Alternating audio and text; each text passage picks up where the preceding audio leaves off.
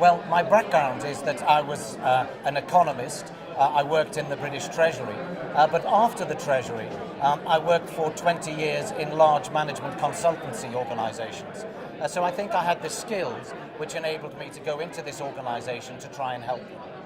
Well, the skills are firstly an emphasis on collecting data related to the problem that they were faced with. And in fact, I found over the past 20 years as a consultant that nearly all organisations don't have the data which focuses on the problem that they're trying to address. So what we did was, we asked the home support workers what they actually did. We set out a set of questionnaires and they filled them in, and then we had focus groups discussing what they actually did. We then looked at the costs of those activities.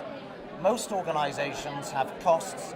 They know their wage costs, their transport costs, but they don't know the costs of activities. And really, it requires an economist's focus to focus down on how can you cost important activities.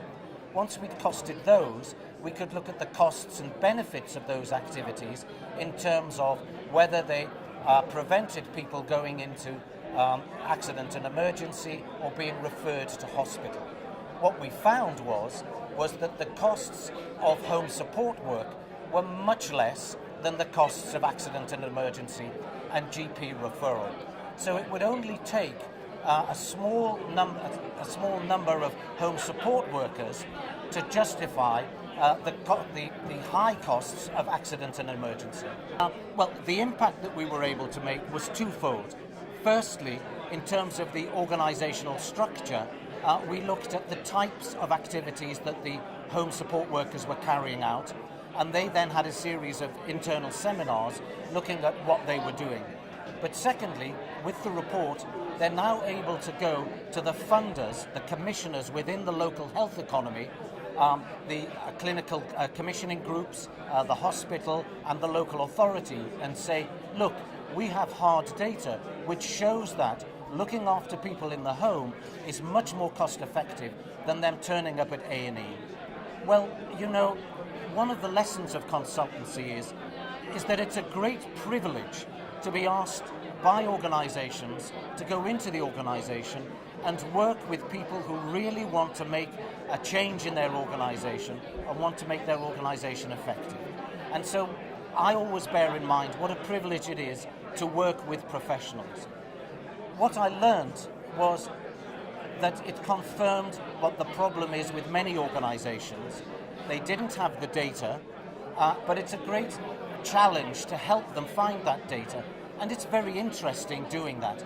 And you make friends with the people that you're working with, and you get a great sense of satisfaction at helping them to deliver better services. Well, that's difficult because what I normally do is I consult into organisations. And so, but do I enjoy it? Yes. Being an organisational consultant is a great joy.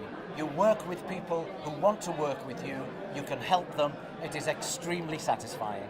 Pro Bono is a great organisation to work with. They're very supportive, they're very knowledgeable, and they're very rigorous in that they will expect a high quality of service.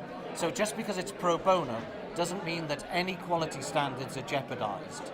So my advice to people is talk to pro bono economics, talk to people who've actually done work with pro bono, and you'll learn how interesting the work is and how satisfying the work is.